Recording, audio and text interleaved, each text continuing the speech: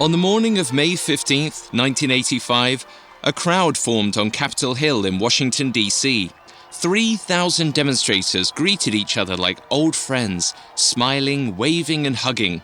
They all sported the same black and red buttons with one catchphrase written on them: "Lose weight now, ask me how." It was the famous slogan of Herbalife, an extremely successful nutrition company that manufactured shakes and supplements to help people stay healthy. While Herbalife products had never appeared in any retail stores, the company had managed to hit incredible numbers in its 5-year run, all thanks to direct sales.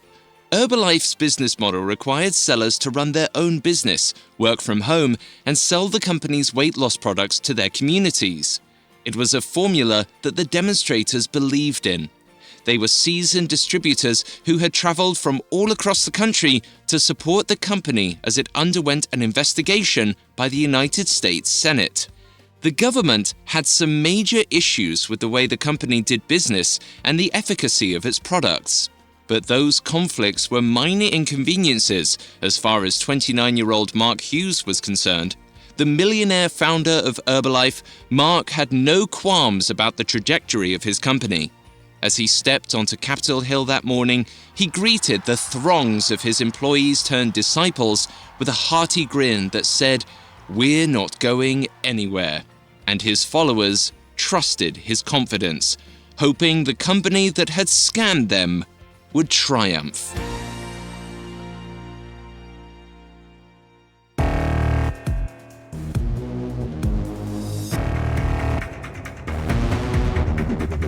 Welcome to Con Artists, a Parcast original. I'm Alistair Murden. Every week, we peel back the layers of history's greatest deceptions and tell the stories of the hustlers, swindlers, and fraudsters that orchestrated them. I'll dive into their psychology, break down their tricks, and explain why anyone might fall for a con. You can find all episodes of Con Artists and all other Parcast originals for free on Spotify or wherever you listen to podcasts. To stream Con Artists for free on Spotify, just open the app and type Con Artists in the search bar.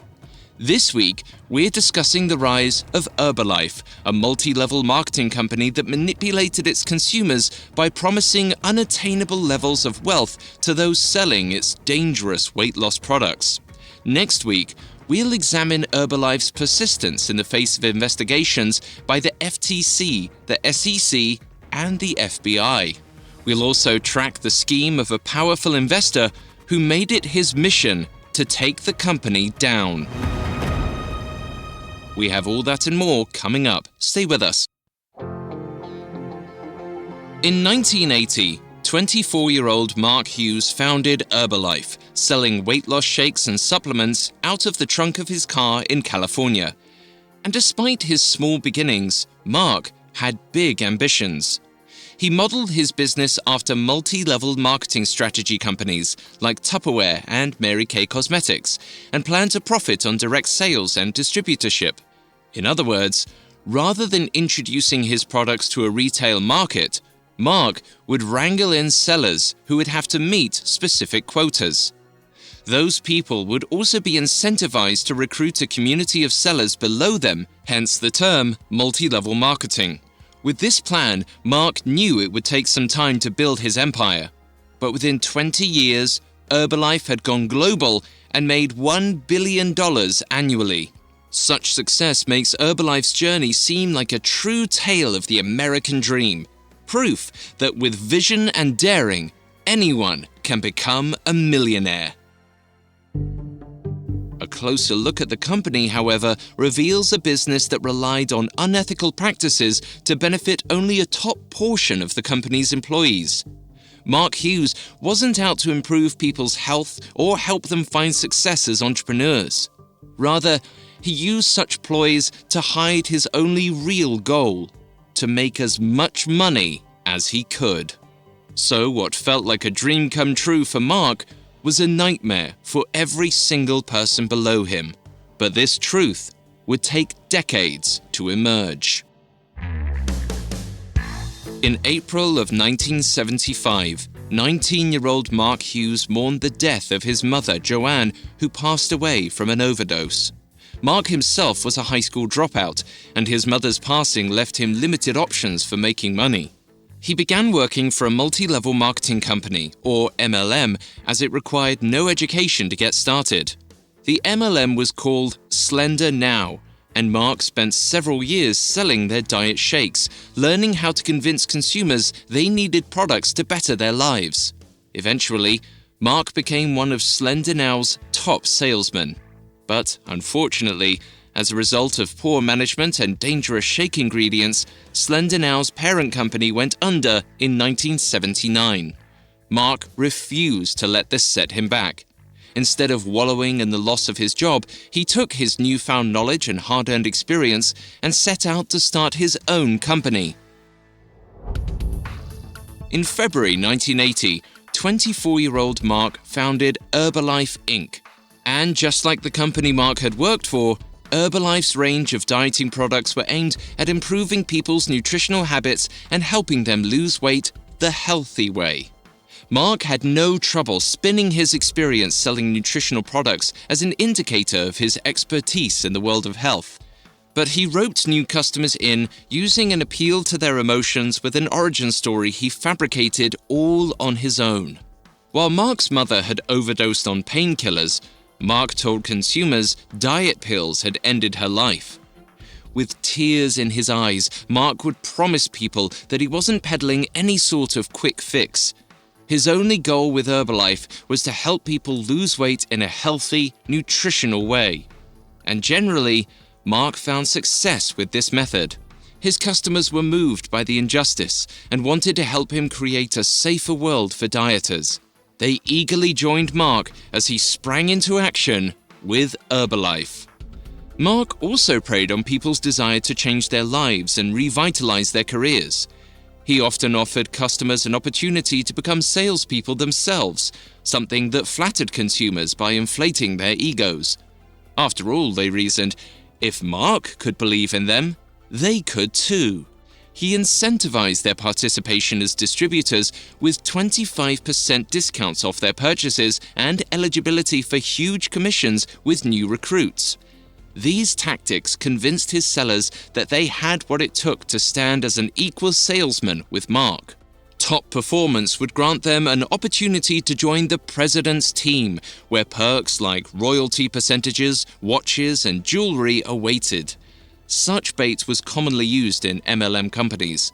The luxuries granted to the successful made striving to earn more that much more enticing for those on the lower parts of the hierarchy. This was the fundamental problem with the company. It was, for all intents and purposes, a pyramid scheme. As such, success in this system was not achieved by selling, but recruiting new distributors and, in turn, climbing a pyramid. In other words, the more sellers one had below them, the higher they could climb. But, like all other MLM schemes, if someone didn't recruit, they often lost money. This sales model immediately seemed sketchy to most people. However, that didn't deter many people from signing up to sell Herbalife. Mark Hughes didn't just sell them on the model. He sold them on a lifestyle and pointed to his closest accomplices to demonstrate how successful his business was. This is a common psychological tactic and was one of several regularly used by Herbalifers. In his book, Influence: The Psychology of Persuasion, Dr. Robert Cialdini outlines what he believes to be the 6 main reasons that people are convinced to do things: reciprocity, commitment, social proof, liking, authority, and scarcity. At Herbalife, distributors use the reciprocity tactic by offering to give away free samples of products to those who choose to sign up. Then, they get the interested party to commit to something small, like giving out their phone number or signing up for another training session, in order to increase their commitment to the organization. Social proof refers to our innate desire to do what others do, and MLMs employ this influential approach by getting other distributors to recruit their friends and family. This also inherently implements the liking tactic, which states that humans want to work and be around people they like, people who are similar. MLMs like Herbalife also emphasize the testimony of experts in order to convince people that they have authority over this particular market. And lastly, they tell prospective distributors the chance to join won't last, making people feel like opportunities to be a part of the company are scarce and therefore special. After Herbalife's recruiters regularly utilized all 6 of these persuasive tactics, potential recruits were left feeling as though there was no reason not to join Herbalife. Not only did they sign up to get scammed, they felt excited to do so. Unfortunately, as months passed, distributors would begin to realize they weren't making as much money or experiencing the enormous sense of belonging that they'd been promised when they signed up. But to make up for their unmet quotas, they'd buy their products themselves so they could play the system, spending all of their time trying to recruit more salespeople. But even though most of Herbalife's products were being purchased by its salespeople, the company itself was still making money. A lot of money. By 1982, just 2 years after Mark started selling his shakes and pills out of the trunk of his car, Herbalife was making roughly $2 million a year in profits. People all over the country wanted to become distributors, and the company's slogan, "Lose weight now, ask me how," became one of those pop culture catchphrases that everyone seemed to know. By 1985, Herbalife sales had grown to $423 million. Media outlets deemed it the fastest growing company ever, and at just 29 years old, Mark Hughes stood proudly at the top of a very large pyramid. The dream he had built on the backs of thousands of distributors was only just the beginning. And as his empire continued to expand, Mark cashed in on his big success. He purchased a $7 million home in Bel Air and 2 Rolls-Royces. He also married a former beauty queen and hired Wayne Newton to sing at their wedding reception. As Mark enjoyed the fruits of his labors, the media started paying more attention to him and to his company. It became clear that the lavish manner in which Herbalife's founder spent his days was quite different from the modest, sometimes destitute lifestyles experienced by his distributors. In addition, Herbalife's products faced public scrutiny. In March of 1985, the California Attorney General filed a lawsuit against the company, accusing it of making false claims about the healing properties of its shakes and supplements. A couple of months later, Herbalife became the target of an investigation by the United States Senate, who wanted to review Herbalife's products and its business practices. At the same time, the FBI had started looking into Mark and his company after they'd received an anonymous tip that Mark had a cocaine habit. The unnamed source claimed Hughes often did the drug up to 3 times a day and always had it before Herbalife rallies to psych himself up. But when the FBI took a deeper look at Mark's life, they found that his illicit activities weren't just a personal proclivity. A separate source told the FBI that Mark had used Herbalife inventory shipments to smuggle drugs into the US. Since the person who supplied that tip did not identify themselves nor reveal how they had become aware of the information, the FBI seemingly did not proceed with their investigation. However, the connection between Herbalife and cocaine had officially been drawn, and the authorities kept a vigilant eye out for suspicious activity. And while the FBI had pulled back, the Senate Permanent Subcommittee of Investigations started their own, very public inquest of Herbalife. The chairman of the subcommittee, Senator William Roth, made it clear that the objective of the hearing was not to punish Herbalife. Instead, they wanted to obtain testimony to find out if the public was being adequately protected when buying and consuming diet products. So when Mark Hughes was called to testify, he approached the stand, fearless and ready to charm. Of course, he wasn't expecting the tense cross-examination that awaited him. Coming up, Mark takes great lengths to defend his company. Hi listeners, I'm so excited to introduce you to the newest Spotify original from Parcast called Blind Dating. Hosted by YouTuber Tara Michelle, Blind Dating is a fun twist on a classic setup. Strangers are introduced, conversation commences, and sparks either fly or fizzle. But here's the catch. Our hopeful singles have to choose their match before ever seeing their face. And once they've picked their potential date, we turn the cameras on, and then it's either butterflies or goodbyes. Blind Dating airs weekly with new episodes every Wednesday.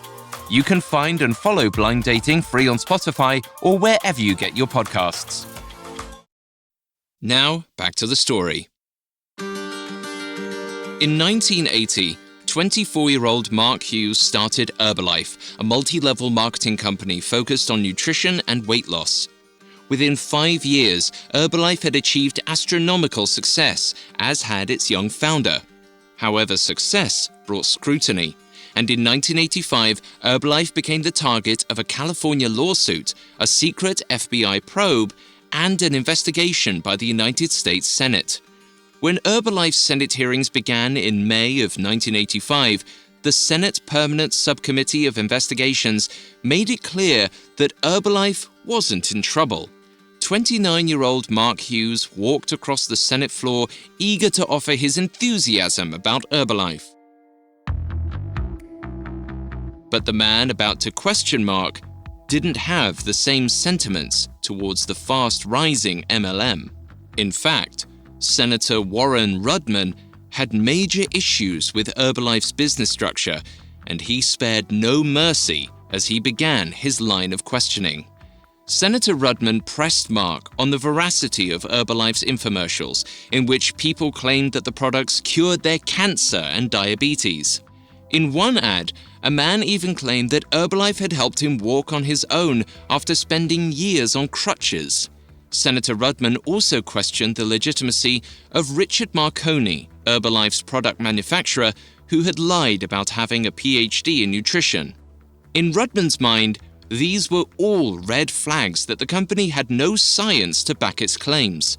Rudman went so far as to call Mark's own expertise into question, inquiring how Mark felt he had any authority in the world of nutrition when he hadn't even completed high school.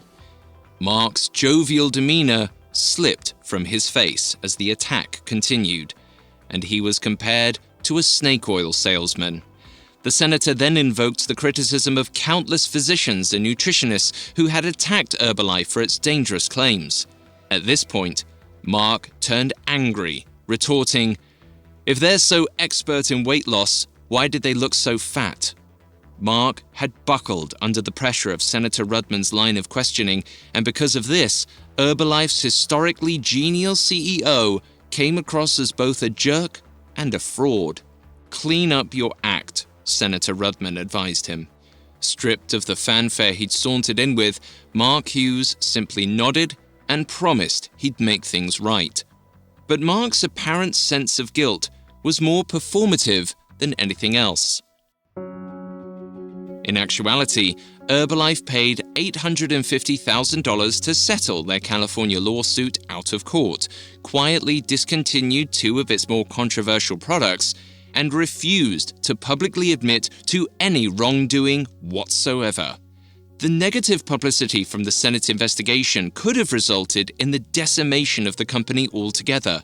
But somehow, likely because of its existing cult following and counter-advertisements across the world of media, Herbalife stayed on top. They even went so far as to make an announcement declaring that they were far from finished. It was Mark's way of saying, "You don't scare me." And just to prove he meant it, Mark began expanding Herbalife.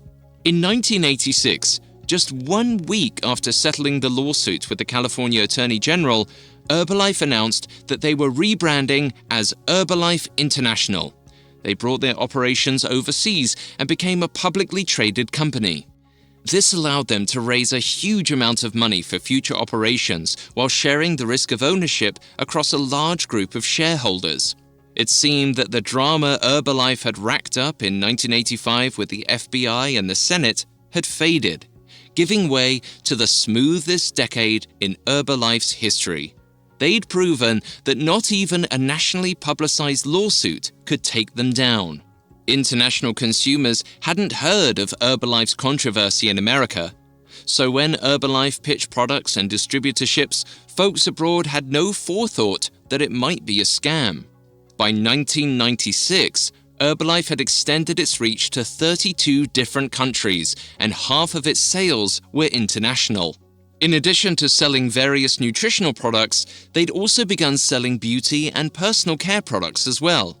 As CEO and chairman, 40-year-old Mark Hughes was earning $17 million a year, and his 25% stake in the company was worth $250 million. However, Herbalife's peaceful stretch hit a snag in 1997 when distributors Dan and Mary Fallow filed a lawsuit against the company, alleging that Herbalife had withheld earned income from them. On the surface, the suit's resolution was reassuring. The Fallows had won and were refunded the lost wages they had demanded. But the income dispute wasn't the only thing the Fallows brought to the table. Their complaint revealed something far more sinister and far more worthy of the public's attention. Herbalife had ties to the Russian mafia. According to Dan Fallow, Herbalife sent him to Russia to resolve problems with a competing company that had allegedly been counterfeiting Herbalife's products. However, when Dan arrived in Russia, he learned that his trip had very little to do with that rival business. In actuality, Dan had been sent overseas to negotiate with the Russian mafia, which had been requiring Russian Herbalife distributors to pay them a fee before they were allowed to sell their products. Understandably, business in Russia was suffering. Distributors weren't able to make sales, and they didn't feel comfortable recruiting new members. So Herbalife decided to step in. They lied to Dan about what they wanted him to do on the trip, then revealed his real mission once he was in Russia. They requested that Dan contact the mafia and pay them for blanket permission to operate across the country. They also wanted Dan to ask the mafia to quietly put their competitor out of business. Upon realizing just how dangerous these objectives were, Dan asked Herbalife for protection, but received none. When Dan brought this story out in his lawsuit against Herbalife, the company denied all of his claims. They quietly paid Dan and Mary Fallow what they were owed and severed ties. It remains unknown whether Herbalife ever cleared things with the Russian mafia, but curiosity did reach reporters. Only there wasn't much to report. Herbalife's staunch refusal to admit any part in the scandal quickly relegated the story to the back pages of newspapers. It stayed buried there for a few days before disappearing from the media altogether. Over the next few years, the company continuously deflected all negative publicity. Lawsuits from disgruntled distributors were paid off discreetly. Accusations of dirty deals with foreign government agencies were laughed away brazenly. Mark Hughes was called a master of the fine art of survival by Forbes magazine, and Herbalife appeared to be unstoppable. By the year 2000, Herbalife had 1 million distributors in 49 countries and was approaching $1 billion in sales. And to honor its successful 20-year existence, 44-year-old Mark Hughes hosted a 5-day event at the Forum in LA. On February 19th, Mark took the stage before an audience of his 4,000 top distributors. Together, they watched a video detailing Herbalife's journey from the trunk of Mark's car to almost 50 countries worldwide. Tears rolled down Mark's cheeks as the video concluded, and he thanked the crowd for their contribution to his company's success. He then further conveyed his gratitude by handing out million-dollar checks to various sellers. Even though these rewards were mere drops in the pond of Herbalife's billion-dollar empire, Mark knew they would ramp up the crowd. He knew how to get in people's heads and inspire them to excel. With certainty and charm, Mark promised that even bigger and better things were in store. He invoked his famous personal slogan, saying that he would never stop trying to change the nutritional habits of the world, one person at a time. But while Mark upheld a flashy exterior, complete with a fake tan, shiny white teeth, and a strong physique that served as a blueprint for Herbalife customers, he was struggling with internal demons. While Mark worked hard to present himself as the epitome of health and nutrition, in reality, he was a habitual drug user and an alcoholic. His lavish lifestyle did little for his depression, so he self-medicated, going on week-long benders in which he took his habits too far. Mark most likely inherited his addictive tendencies from his mother, as genetics are commonly thought to be the most important determinant for substance abuse. However, in addition to his genetics, Mark's success with Herbalife may have led him to believe that he could conquer his addiction the same way he did the business world. According to a paper published in 2017 by the Australian Psychological Society, excessive confidence and self-efficacy are key factors in problematic drinking. Some addicts believe that they can succeed in controlling their drinking just the same way they have tackled all of their other problems. Unfortunately, when intense cravings for alcohol kick in, self-efficacy levels drop drastically, causing the addict to lose control. Mark had tried to curb his drinking by honoring periods of sobriety, but when he needed to unwind, he would return to alcohol. The regimented approach Mark took to his alcoholism ultimately wasn't safe, because when he did go off the rails, he really went off.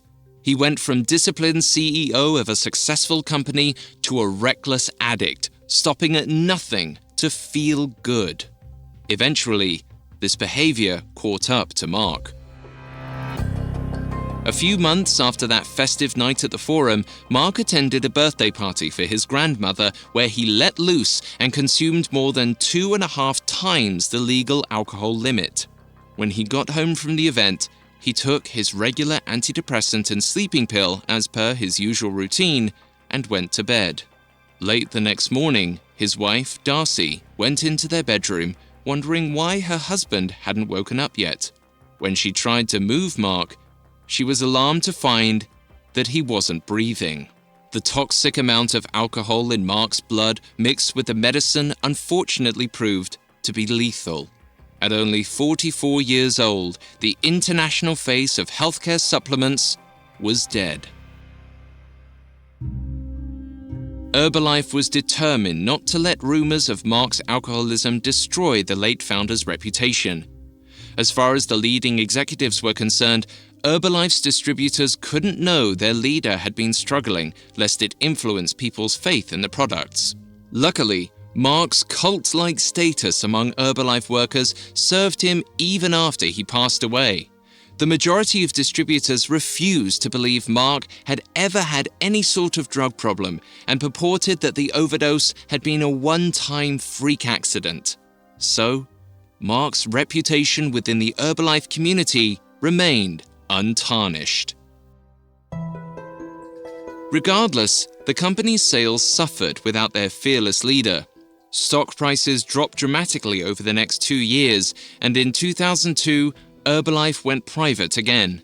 Meanwhile, the search for Mark's replacement had been a fruitless one, with several men stepping up only to be let go months later. Finally, 49-year-old Michael O. Johnson was awarded the position of CEO in 2003. After 17 years as the president of Walt Disney International, Michael felt confident about the way he'd led his former company to over $1 billion in revenue. And apparently, so did Herbalife's executives. When Michael decided it was time for a career change, Herbalife scooped him up, certain that he would lead the company back to glory. But despite Michael's impressive resume and genuine passion for health and fitness, he didn't immediately fit in at Herbalife. He tried to introduce a new product without consulting the top distributors, souring their perceptions of him. He also made it clear that he wanted to rewrite some of the more questionable sales pitches, which upset the long-time sellers who had been spouting them for decades. But Michael insisted that these spiels stretched the truth about Herbalife a bit too much, and that didn't line up with his image of an ethical business. As Michael made revisions, it was all he could do to make peace with the distributors at the top of the pyramid. But the recruiters down the line grew more and more frustrated with Herbalife. They claimed that sales pitches were just the tip of an iceberg of unethical practices that Herbalife maintained. And they weren't going to stay silent. Coming up, Herbalife's distributors flood the World Wide Web with their concerns. Now, back to the story. After Mark Hughes died in May 2000, Herbalife went under a series of rocky leadership changes that eventually landed Michael Johnson as Mark's replacement. But while Michael made every effort to improve the front-facing ad copy and sales pitches, removing hefty exaggerations and bold-faced lies, many distributors had begun to find their voice online. After years feeling silenced by a company much larger than they were, disgruntled Herbalife distributors formed Facebook groups and recorded videos sharing their horror stories. They wanted to warn others about the dangers of working for Herbalife. Many complained about the exorbitant cost of becoming a distributor. New recruits were spending upwards of $8,000 on inventory, training, travel, and marketing. They were advised to set up new bank accounts for their personal business, open credit cards, purchase additional phone lines and answering machines, and switch their long-distance service to a carrier that worked with Herbalife. Lastly, the distributors were required to update their own inventory of Herbalife products on a monthly basis, which typically cost between $50 and $100, an amount that added up over time. Although Herbalife claimed to have a money-back guarantee, many found that returning products for reimbursement proved difficult, if not impossible. One distributor, a 64-year-old woman named Peggy, found herself $5,000 in debt due to her Herbalife business. She posted on an online forum, desperate for suggestions as to how to get any sort of refund. Herbalife had refused to take her products back, and Peggy's own sponsor had stopped taking her calls. So Peggy stopped working for Herbalife and tried to sell her remaining items on eBay. But that attempt took a turn when Herbalife threatened her with legal action for selling their products when she no longer worked for them. In her online post, Peggy emphasized that she survived on Social Security and that she needed the money to cope with her devastating financial situation. But fearful of Herbalife's lawyers, Peggy simply accepted her loss, chastising herself for falling for Herbalife's vicious scheme. But for many others, Herbalife had done more than rob from their bank accounts. It had also severely affected their social lives. Because of the emphasis placed on recruiting, new members often had to bother their friends and family about signing up, which created tension within their close relationships. The sad story aligned with many other online complaints about Herbalife in that it alleged the company was both a cult and a pyramid scheme. Another consistency in the online forums revealed that the former distributors felt they'd been cleverly outsmarted. Many even led successful and high-achieving lives prior to their joining the company, proving that anyone could be a victim of Herbalife's manipulation. Unfortunately for the duped, while their cries across the blogosphere swirled far and wide, Herbalife's PR campaigns went farther.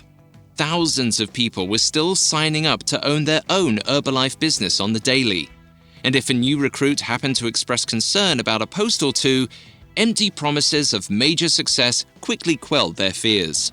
Plus, Michael O. Johnson had worked through his rough start as CEO, and his leadership seemed to bolster confidence in the company. In 2004, he took the company public again, which pushed their net annual sales to $1.3 billion. Things were looking up for those at the top of the company, while the pyramid beneath them devolved into chaos. Meanwhile, outside the MLM, medical professionals started questioning the truth behind Herbalife's products. In 2004, after a record-level sales year, Herbalife faced a major investigation from Israel's health minister after 4 people using Herbalife's products were found to have liver damage in the form of acute hepatitis. The Ministry of Health was ordered to investigate all Israeli hospitals and found a total of 12 patients with liver injuries related to the consumption of Herbalife products. Within the first year of consuming Herbalife products, each patient displayed symptoms of fatigue, jaundice, and weight loss. After undergoing treatment and allowing their liver enzymes to return to normal, doctors allowed 3 of the 12 patients to resume ingesting Herbalife products. All 3 patients were then diagnosed with a second bout of hepatitis or inflammation of the liver. One of the patients had initially assumed that she was losing weight because their Herbalife products were working, so she began to take 3 times the recommended dosage. This patient developed fulminant hepatic failure, which means that the problems in her liver spread all the way up to her brain. Because of this, she had to undergo a liver transplant. Shortly after her procedure, the patient passed away due to complications with her new organ. Shocked by the fatality from what had been deemed a harmless supplement, Israel's Ministry of Health called for an evaluation of all Herbalife products to determine possible hepatotoxicity. Yet, Herbalife didn't have the gall to share what happened with consumers. Instead, the company lied on its quarterly report that year, claiming that Israel had found no causal relationship between Herbalife and liver damage. Over the next several years, more and more hospitals, both in Israel and elsewhere, reported cases of liver damage in patients who had taken Herbalife products. The adverse effects of the false health claims had reached Spain, France, Argentina, Switzerland, Iceland, Finland, Italy, and the United States. And while hospitals reported alarming statistics, Michael O. Johnson consistently directed Herbalife's PR team to quash bad news as soon as it hit the US media. But in 2008, the Fraud Discovery Institute released a report that was so rich with detail and so well-sourced, it became a news item even Michael couldn't stifle.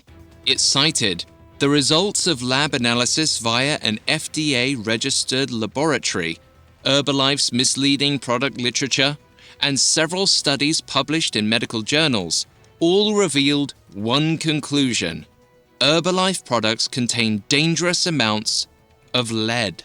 Christopher Grell, a lawyer specializing in product liability litigation, wrote a statement to accompany the alert, accusing Herbalife of violating California's Safe Drinking and Toxic Enforcement Act.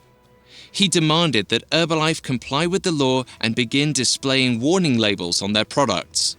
But Herbalife pushed back, insisting all their products met regulatory requirements and were well within the FDA-recommended guidelines for lead content. To this, Christopher refuted that while each Herbalife tablet contained a safe amount of lead, taking Herbalife's recommended daily dosage of multiple tablets would put the consumer at serious risk of lead poisoning. Herbalife had no reply to this accusation and continued to deny any issues with its products, lead levels, and liver damage. Ultimately, they looked bad for lying about dangers that had been scientifically proven. Then, in 2009, an Israeli woman sued Herbalife for $600,000, alleging that her consumption of their products had caused cirrhosis of the liver, a chronic condition that causes scar tissue to replace healthy liver cells. Like all other Herbalife scandals, the case seems to have been quietly settled out of court. Despite the growing outrage with Herbalife's lack of safety, consumers still willingly purchased Herbalife shakes and supplements in their attempts to lose weight. It seemed by this point that they had heard about the dangers and risks of the products, but were instead swayed by testimonials about weight loss. This was exactly what Herbalife intended. The mindset of an overzealous dieter is complicated and often involves an extreme lack of confidence. Weight management companies like Herbalife choose to take advantage of this weakened mental state by convincing users that they can't possibly lose weight without the help of their specific products. Despite the fact that a key element of maintaining a healthy body is keeping a healthy mind, a 2017 study by Canadian psychologists found that most nutritional and diet companies neglected to place any focus on mental health. The study also revealed that many of their overweight and obese subjects use food as a coping mechanism for distress. If anything felt out of balance within their psychological, emotional, or social state, these people turned to food to soothe themselves. And while overconsumption of food is dangerous in and of itself, the overconsumption of Herbalife's diet products to satiate a bottomless feeling of emptiness allegedly posed the serious threat of excessive lead ingestion. While the dieters may think they don't have to feel guilty eating so much because they're eating health products, they're actually putting themselves in serious danger. Even worse, sometimes, even if they recognized adverse side effects, dieters justified consuming diet products through their warped mentality. Michael O. Johnson knew that while Herbalife's proven connection to hepatotoxicity didn't seem to deter consumers, it might prevent new distributors from joining the company, and this made him nervous. So he decided to give Herbalife's public image a makeover and worked to come up with new marketing strategies for the company. In 2010, Michael set up a partnership with the Union Rescue Mission in downtown Los Angeles, where Herbalife had their offices. Through the organization, Herbalife supplied protein shakes to downtown LA's homeless population every weekday morning at the mission. It was a serious PR move. Michael also invested heavily in expanding Herbalife's product line to people who weren't looking to lose weight but cared about staying healthy. And when Herbalife started sponsoring sports teams FC Barcelona and LA Galaxy by early 2011, it was clear that Michael's new goal was to latch the company onto a more holistic, inclusive idea of health. It wasn't long before Herbalife released a series of all-new performance-enhancing products geared toward training and endurance. The company also sponsored the 2011 World Football Challenge, which David Beckham announced, with the Herbalife name stitched on his shirt. Thanks to Michael's efforts, Herbalife enjoyed a few years of peace, prosperity, and positive publicity. But away from the scent of reclamation, important investors had begun to take notice of Herbalife's toxic cycle. One moment it was slandered, only to make a fierce comeback. And after a year flying high in the world of athletics, Herbalife was about to face the wrath of an activist investor with a vendetta to expose its truly sinister side.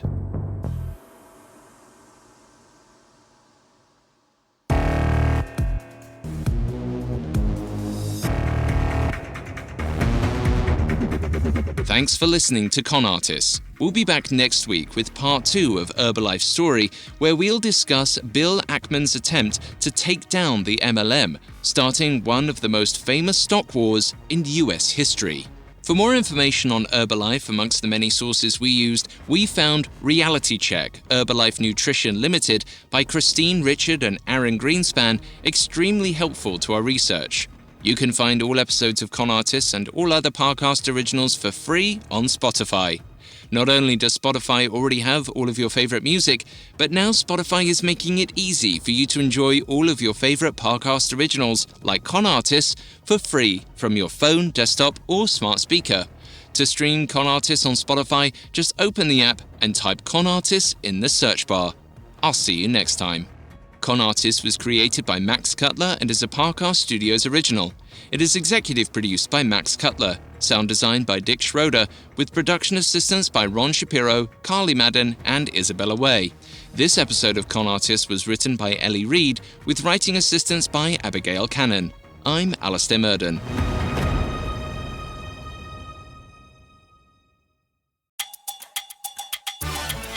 Hey listeners, don't forget to follow Blind Dating for a fun twist on a classic setup. YouTuber and host Tara Michelle can't wait to help hopeful singles meet their match. Search Blind Dating and follow free on Spotify or wherever you get your podcasts.